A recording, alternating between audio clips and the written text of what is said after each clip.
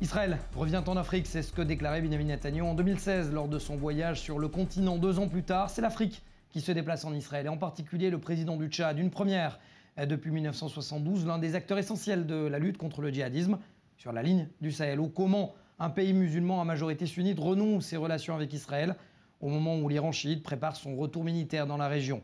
On en parle dans un instant, mais avant cela, le Flash Actu Défense de Myrim Aman.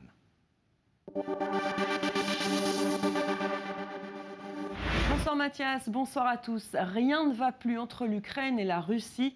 Après la capture de plusieurs navires ukrainiens en mer de Kertch, le ton continue de monter. Moscou affirme que son territoire maritime a été violé, ce que réfute Kiev, soutenu notamment par Washington. La loi martiale a été adoptée en Ukraine, tandis que les marins ukrainiens sont détenus dans les geôles russes. Le président Porochenko évoque un risque de guerre totale avec la Russie. On l'écoute.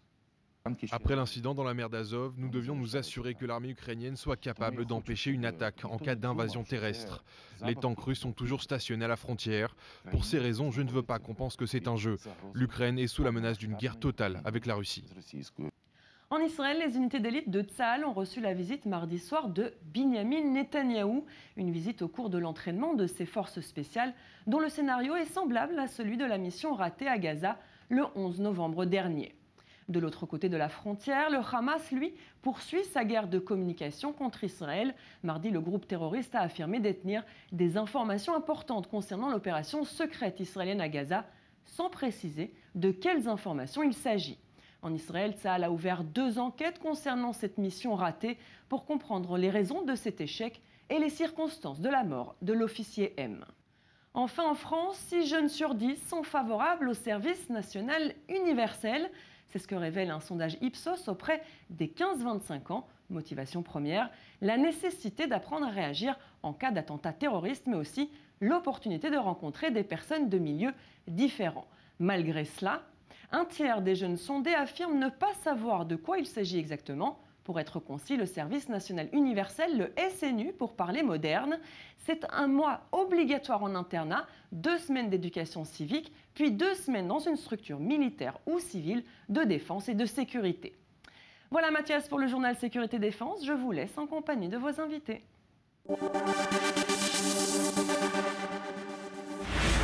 Anne Ben Barak, bonjour. Vous êtes l'ancien directeur adjoint du Mossad jusqu'à il y a quelques années. Vous êtes le grand artificier de ce retour sécuritaire et diplomatique donc israélien en Afrique. La visite d'Idriss Déby, le président du Tchad en Israël, ça représente quoi pour vous ? Ce n'est pas moi qui ai organisé le retour d'Israël en Afrique, c'est le bureau du Premier ministre qui l'a fait. L'Afrique est très importante pour Israël.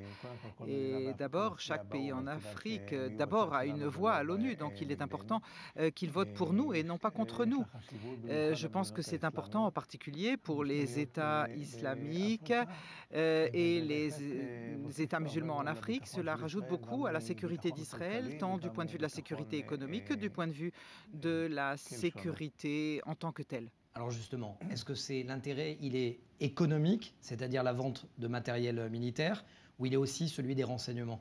On peut vendre, pas forcément des armes, on peut vendre d'autres choses et acheter d'autres choses. Mais l'importance de pays comme le Tchad et d'autres pays en Afrique, ce n'est pas seulement ou forcément économique.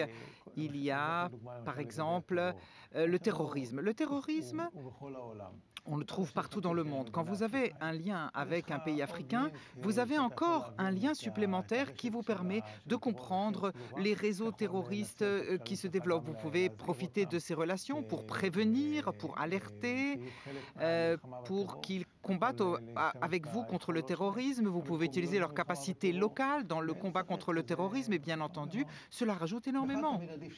Il vaut toujours mieux que vous ayez les gens à vos côtés et non pas contre vous. C'est la devise du Mossad. On parlait justement des pays vers lesquels il faut se rapprocher. Alors Israël est proche du Sud-Soudan, ça ce n'est pas une invention. Pro-israélien également en Éthiopie. Pourquoi pas bientôt le Soudan, voire la Somalie? Comment ça se passe? Nous n'arrêterons certainement pas le rapprochement de pays vers nous. Et j'ai lu dans le journal, comme vous, que le Soudan a exprimé certaines volontés. Vous êtes sûr d'avoir lu dans le journal ou vous le saviez avant le lire dans le journal? Non, non. Moi, ici, en studio de la télévision, je sais ce que les gens lisent dans le journal. Voilà.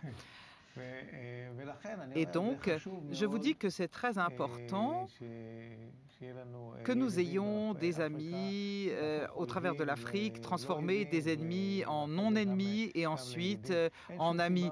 Il n'y a aucune raison au monde, et je pense que de plus en plus de pays dans le monde comprennent que ce qui les menace, ce n'est pas Israël et ce n'est pas les Juifs. Ce qui les menace, c'est l'islam extrémiste d'un côté, radical, et les chiites et leur expansion. Et vous voyez cela en Afrique. Aujourd'hui, on voit cela dans les pays du Golfe, on voit cela dans beaucoup de pays sunnites qui comprennent que la menace sur leur régime, c'est l'islamisme radical et l'expansion chiite. Et donc, ils comprennent qu'Israël n'est pas leur problème, mais une partie de la solution. Nous avons des capacités de renseignement très importantes, nous avons d'autres capacités et nous pouvons en effet, et nous avons des intérêts communs, nous pouvons faire partie intégrante de leur côté, de leur parti, dans leur combat contre l'islamisme radical et contre l'expansion iranienne. Rapidement, avant qu'on aille faire le point justement sur le Tchad, quand on dit que le rapprochement avec un tel pays est dû à l'activité du Mossad aussi, cela veut dire quoi? C'est-à-dire que des agents du Mossad se déplacent pour préparer? C'est très complexe. Et pour des questions de principe, des pays avec qui nous n'avons pas de relations diplomatiques, on trouve d'autres voies d'arriver à eux et de commencer à dialoguer. Sinon, si on ne peut pas le faire dans les canaux diplomatiques normaux, il faut trouver d'autres moyens sous toutes sortes de formes. Ça peut être des relations sécuritaires avec le Mossad ou autre, ça peut être des émissaires spéciaux du Premier ministre, ça peut être des hommes d'affaires qui travaillent là et qui créent des relations suffisamment proches, etc. Ça n'est pas forcément un seul canal de communication. C'est un intérêt national israélien auquel participent beaucoup de personnes et vous ne savez pas toujours où a commencé la relation. Oui, le Mossad aussi, à cause de ces liens sécuritaires secrets qui existent. En fin de compte, la plupart des pays normaux ont des intérêts communs dans le combat contre le terrorisme. Généralement, le combat contre le terrorisme crée de nombreuses relations, même s'il n'y a pas de relations diplomatiques. Et donc, par ces relations, vous développez ensuite des relations politiques. Mais ça n'est pas seulement cela. Ça peut être aussi des hommes d'affaires, ça peut être des personnes privées, ça peut être dans de très nombreux domaines. Radma Barak, restez avec nous. On prend la direction également d'un de nos studios où on retrouve Arthur Combe. Bonjour Arthur. On sait que la France a une base aérienne avec un détachement permanent au Tchad depuis 1983. Initialement, c'était pour combattre le conflit tchado-libyen. Qu'en est-il aujourd'hui ? Oui Mathias, vous évoquez là l'opération Épervier et effectivement aujourd'hui ce conflit n'est plus d'actualité et pourtant il y a encore 1 millier d'hommes toujours déployés à N'Djamena. Alors pourquoi? Eh bien c'est simple, la bande du Sahel est une zone sensible et depuis 2014 c'est l'opération Barkhane qui lutte contre des groupes armés salafistes djihadistes dans toute la région. C'est depuis cette base que les forces françaises ont mené des actions aériennes en 2013 en Centrafrique quand le président François Bozizé s'était fait renverser et avait appelé la France à la rescousse. Encore en 2013, rappelez-vous du conflit malien. Une offensive de groupes armés islamistes, c'était des rebelles touaregs issus de la guerre civile libyenne, avait pris le contrôle de la partie nord du pays. François Hollande avait alors pris la décision d'intervenir et certaines des frappes qui ont empêché la progression des islamistes vers Bamako venaient d'avions postés à N'Djamena. N'Djamena, c'est donc une base stratégique pour bloquer les afflux de groupes terroristes venant du nord ou du sud. Il existe aussi une base à Djibouti et puis quand c'est nécessaire, certaines bases provisoires sont utilisées au Mali et au Niger. On voit bien que cela forme une ligne horizontale qui coupe l'Afrique en deux. Alors le président tchadien, là vous parlez de la France, et Idriss Déby est venu dimanche en Israël, ça on le sait. Que représente le Tchad maintenant pour Israël? Bien, les deux pays partagent un ennemi commun, le terrorisme islamique. Israël aurait déjà vendu du matériel militaire au Tchad pour faire face aux rébellions qui agitent le pays, mais il ne faut pas oublier qu'Israël n'a pas de forces projetées à l'étranger, c'est-à-dire qu'il n'y a pas de militaires stationnant à l'étranger de façon permanente. Israël s'occupe donc prioritairement de sa propre défense. La restauration des relations diplomatiques pourrait permettre à Tsahal de coopérer avec les Tchadiens et d'enrayer le flux d'armes depuis des pays comme la Somalie ou le Soudan vers le Sinaï en permettant une reconnaissance aérienne depuis une base tchadienne. Et donc pourquoi pas ensuite imaginer une coopération France-Tchad-Israël? Alors, France, Tchad, Israël, et pourquoi pas la France au Moyen-Orient avec Israël? Est-ce qu'il y a une coopération franco-israélienne? Alors, déjà, en plus des opérations menées au Sahel, la France intervient militairement contre l'État islamique au sein de la coalition, donc en Irak et en Syrie. C'est l'opération Chamal. Il y a des moyens terrestres, maritimes et aériens qui sont engagés. On va s'intéresser à la composante aérienne. 2 bases sont exploitées, une en Jordanie, mais aussi une aux Émirats Arabes Unis, à Al-Dafra. Alors ce nom vous dit sûrement quelque chose, on en a parlé récemment. Il y a quelques jours, l'Iran a assuré que les bases américaines au Moyen-Orient et en Afghanistan étaient à la portée de ces missiles. Eh bien, Al-Dafra en fait partie. Elle se trouve à 225 km des côtes iraniennes et c'est de là que décollent nos rafales. Israël est probablement le pire ennemi de l'Iran, elle connaît ses menaces. C'est peut-être une des raisons pour lesquelles la France et 6 autres nations ont participé en novembre 2017 au plus grand exercice militaire aérien jamais organisé en Israël, Blue Flag. L'ancien chef d'état-major Amikan Norkin disait, je cite, « Nous devons nous préparer ensemble à penser à des solutions communes et à construire des programmes internationaux efficaces. » Merci Arthur Comte pour ce bilan et cet état des lieux des forces dans la région. D'ailleurs, je reste dans la région avec vous, Eran Ben Barak. Ces images, j'aimerais que vous les voyiez en direct. C'est une première sur i24 News et dans la presse de manière générale. Ce bateau, c'est un navire de guerre, une frégate Laconite, une frégate française qui a accosté tout récemment sur le port de Haïfa. C'est une frégate qui prend part aux activités militaires de la France contre Daesh en Syrie et en Irak surtout. Elle a accosté pour des raisons de sécurité. On ne peut pas dévoiler quelle est la teneur de sa visite actuellement. Tout cela pour dire que selon l'ambassade de France, on parle de visite technique, comprenez visiblement opérationnelle. Et j'en viens à ma question, Eran Ben Barak. Je parlais récemment de la présence de 2 divisions iraniennes et Hezbollah en Syrie, 2 nouvelles divisions. Est-ce que vous confirmez cette présence de nouvelles divisions et surtout la menace que fait peser l'Iran? Écoutez, les Iraniens, d'abord, ils sont très malins et ils veulent absolument avoir une capacité nucléaire. Ils veulent une capacité nucléaire parce que cette capacité leur permettra de réaliser leur idéologie, l'idéologie des ayatollahs, du chiisme, de prendre le contrôle du Proche-Orient et ensuite d'autres parties du monde. Ils comprennent que s'ils veulent le faire sans être attaqués, il faut qu'ils aient l'arme nucléaire. Ils regardent la Corée du Nord et ils voient comment en Corée du Nord, comme on pense qu'ils ont l'arme nucléaire, personne n'ose les attaquer. Ils veulent avoir la même chose pour pouvoir continuer leur expansion. Ils ont signé un accord qui n'est pas un bon accord et cet accord ne fait que retarder les activités nucléaires pour 8 ans à peu près. Et donc, il va arriver à une situation où dans 8 ans, lorsque l'accord sera terminé, ils pourront créer une capacité nucléaire militaire. C'est là leur plan. Maintenant, pour ce faire, ils doivent menacer Israël.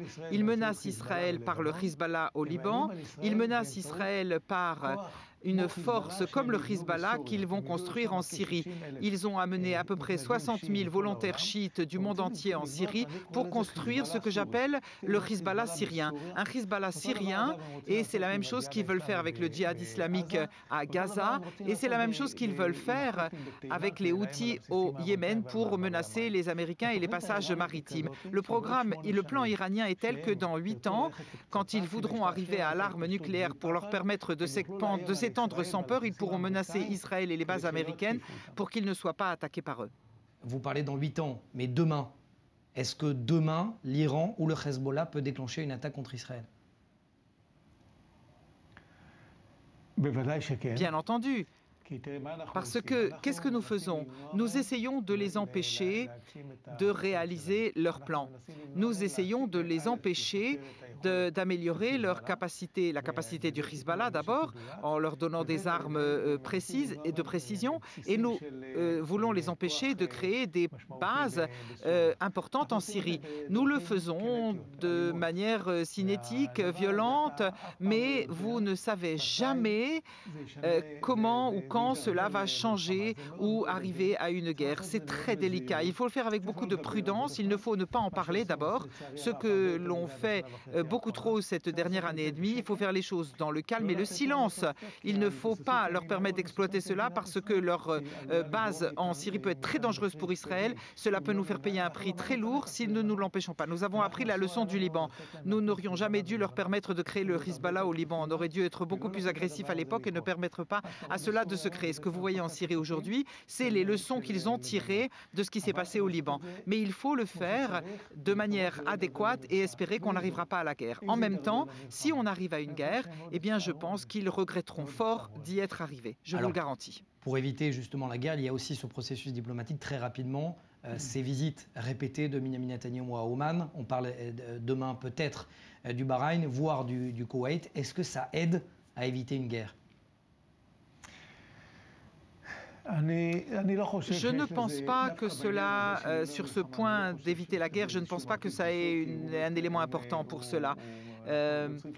On crée des relations avec des pays qui font partie du monde sunnite et qui considèrent l'Iran aussi et l'islamisme radical, comme l'a dit votre journaliste, comme la plus grande menace contre eux. Donc, ça n'a pas de rapport avec la menace chiite que nous avons tant au nord qu'à l'est et qui est en train de se mettre en place. Il est toujours bon d'avoir à vos côtés des alliés, mais empêcher la guerre, cela ne peut pas le faire, mais j'espère qu'il n'y aura pas de guerre.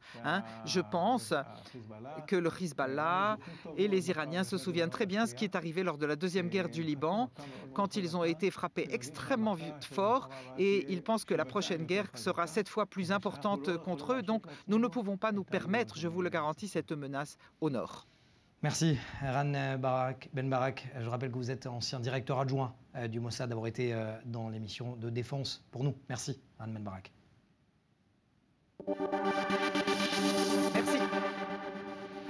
Pas le temps de respirer dans Défense. Depuis Tel Aviv, on se rend directement au Caire où nous attend Taoufik Aklimondos. Bonjour, vous êtes historien. Après la visite de Mohammed Ben Salman, le prince héritier à la couronne en Arabie Saoudite au Caire, peut-on parler, Taoufik, d'union des forces sunnites face à un ennemi commun, en clair, l'Iran? Union des forces sunnites, ça devrait inclure la Turquie, donc il faudrait être plus prudent. Il y a un axe sunnite contre l'Iran, mais l'enjeu politique plus que religieux. La religion est instrumentalisée. Donc il y a effectivement un axe, je dirais, saoudo-égypto-émirati, avec le Bahreïn, le Koweït étant dans une position un peu ambivalente. Mais il manque quand même le Qatar et la Turquie pour parler de vrai axe sunnite. C'est un axe de pays sunnite, pas un axe sunnite. Qu'est-ce qui manque justement pour que le Qatar rejoigne l'Arabie Saoudite? Le Qatar n'a pas intérêt à rejoindre l'Arabie Saoudite. Le Qatar a tendance, selon moi, à considérer l'Arabie Saoudite comme la principale menace sur son existence. Donc, il veillera toujours à avoir une politique indépendante, au moins par rapport aux Saoudiens. Le fait même que Mohammed Ben Salman se rende au Caire, il y a un intérêt stratégique aussi, j'imagine, c'est sécuriser cette zone de la mer Rouge face à d'éventuelles forces militaires iraniennes. Les relations avec l'Arabie Saoudite sont essentielles. Il y a sécurité rouge, comme vous l'avez dit, vis-à-vis des incursions iraniennes. Les Iraniens ont quand même pris pied au Yémen. Il y a le fait que des millions d'Égyptiens travaillent dans le Golfe et en Arabie Saoudite. Il y a le fait que l'Arabie Saoudite est, in fine, le principal garant financier de l'Égypte, dont les finances sont beaucoup mieux, mais sont quand même fragiles. Les relations et évidemment la garantie militaire que peut apporter l'Égypte vis-à-vis de l'Iran. Ça fait beaucoup de choses. Est-ce que, Taoufik Aklimondos, cette union des forces sunnites, elle passe aussi par Israël? Par un rapprochement avec Israël? Je répondrai prudemment en disant que cela dépend des dossiers. Des dossiers où la collaboration est proche et fructueuse, des dossiers sur lesquels il y a des différends, vous vous en doutez. Oui, mais sur beaucoup de dossiers, ça va beaucoup mieux qu'il y a 15 ans. On ne peut pas tout dire, bien évidemment, dans cette région. Dernière question, Taoufik, après cette saisie d'armes iraniennes par Daesh dans le Sinaï, on a l'impression véritablement que ce terrain est toujours un no man's land sécuritaire. Est-ce que vous confirmez? Il faut bien préciser ce qu'on appelle le terrain, ce n'est pas tout le Sinaï, mais le triangle nord-est, disons, de Rafah à El Arish, à Zoïd. Ça va beaucoup mieux. Évidemment, c'est pas réglé. Peut-être que ce ne sera pas réglé et ce ne sera probablement pas réglé bien. Mais ça va beaucoup mieux. Les pertes égyptiennes sont moins importantes et ils sont en train petit à petit de appliquer une stratégie de rouleau compresseur. Alors pour le moment, effectivement, disons que ça porte des fruits, mais on est loin du compte, quoi. Ça prouve encore une fois que l'Iran tente, en tout cas, n'a jamais arrêté d'essayer d'envoyer des armes par le Sinaï à la bande de Gaza. Ouais. L'Iran a un intérêt stratégique à entretenir, je dirais, le Hamas. Ça embête et les Égyptiens et les Israéliens, donc c'est tout bénéfice. Ouais. Merci Taoufik Akemandos depuis le Caire. Je rappelle que vous êtes historien et pour Défense. Merci Taoufik. Merci à vous. Si je vous dis reconnaissance faciale, vous pensez tout de suite à des films d'espionnage, alors 007, James Bond, Mission Impossible et autres, ou au service secret. Eh bien, sachez que la technique se vulgarise et pose justement des problèmes au service de renseignement. Regardez ce sujet, on en parle juste après. Depuis plusieurs années, la reconnaissance faciale permet au Mossad de débusquer ses ennemis et de poursuivre criminels et terroristes à travers le monde. Mais le fait qu'aujourd'hui elles deviennent disponibles sur le marché civil complique la tâche des James Bond israéliens et surtout leur capacité à protéger leur identité. Pour les gens normaux, cette technologie est bonne, mais pour ceux qui ne veulent pas être autant reconnus, il s'agit bien sûr d'un défi d'un autre ordre. En 2010, par exemple, Mahmoud Al-Maprour, membre important du Hamas, est éliminé dans un hôtel de Dubaï. Une opération attribuée par le Hamas à Israël. Le commando à l'époque est filmé par les caméras de sécurité de l'hôtel. Au moment des faits, les agents parviennent à quitter Dubaï. Le problème est de savoir si cette technologie empêcherait aujourd'hui la mission d'avoir lieu. Jusqu'ici, pour être discret, les agents du Mossad utilisaient le passeport d'autres personnes et assumaient leurs identités. Avec les passeports biométriques dotés d'une puce électronique, c'est devenu nettement plus difficile. Une grande partie des problèmes que nous rencontrons, c'est que votre passeport se trouve désormais lié à votre empreinte digitale, votre rétine ou votre visage. La reconnaissance faciale, contrairement à ce que son nom l'indique, ne concerne pas que les visages. Les véhicules peuvent également être traqués sur les réseaux sociaux. En termes d'application, c'est très facile pour n'importe quel développeur aujourd'hui de rentrer dans un compte, que ce soit Facebook, LinkedIn ou n'importe quel réseau social où il y a des photos et des noms, de relier tout cela et de récupérer les données. Sans compter que les erreurs arrivent encore fréquemment. Récemment, un logiciel chinois a confondu une publicité sur un bus avec un être humain. Tout se sait et tout se voit, pas seulement par les agences de renseignement, mais prochainement partout et par tout le monde. Et avec nous, Ruben Méniard, bonjour. Bonjour. Vous êtes fondateur et CEO de PDG d'INSEC, une société spécialisée dans le renseignement, conseil et stratégie en renseignement. Si je vous dis reconnaissance faciale se vulgarise, vous me dites que 007 peut prendre sa retraite ?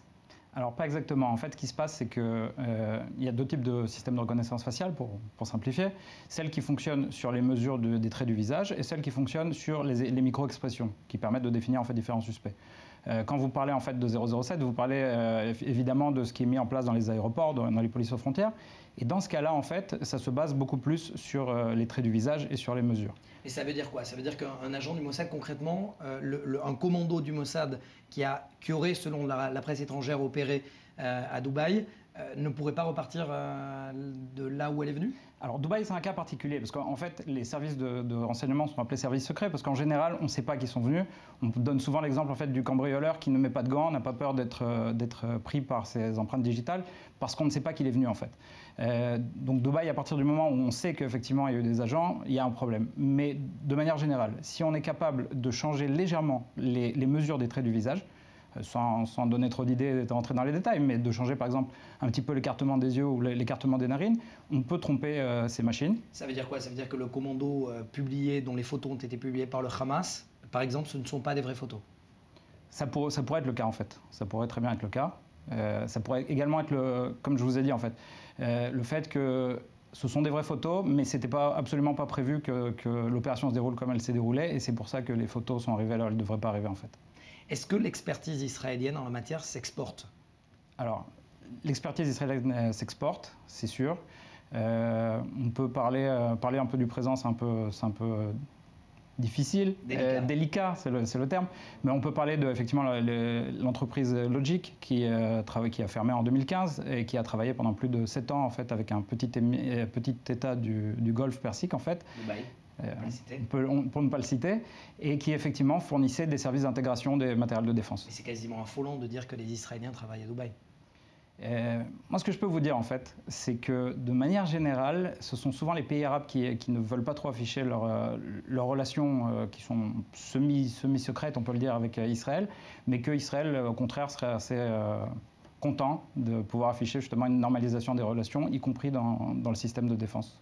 Merci, Ruben Méniard. Vous reviendrez assez souvent dans notre antenne défense parce que tout ce qui est renseignement, reconnaissance faciale, le monde du renseignement, c'est votre domaine. Avec plaisir. Et nous en parlons assez longuement dans Défense. Merci. Merci Mathias. 2 infos, défense et technologie pour terminer. Le Maroc d'abord a lancé avec succès son second satellite d'observation terrestre et confirme ainsi sa volonté de se placer à la table des puissances aérospatiales. Le nouveau satellite Mohamed 6B, c'est son nom, aura pour mission la surveillance du territoire du royaume en matière de prévision météo, mais aussi, et c'est important pour le Maroc, de contrôler les frontières et l'immigration clandestine, voire le terrorisme. Pour info, le satellite a été réalisé par le consortium Thales, Alenia Space et Airbus pour le compte du Royaume du Maroc. Et puis, la Corée du Sud qui s'est engagée à acquérir 2 radars d'alerte du système de missiles de moyenne et longue portée, le RETS, fabriqué donc par Israël, comme son nom l'indique, visant à renforcer les défenses anti-aériennes contre la Corée du Nord, montant de la transaction, modique somme de 260 millions d'euros, plus d'1 milliard de shekels. Les radars devraient être déployés au début des années 2020. Ces radars ont une portée de détection de plus de 800 km.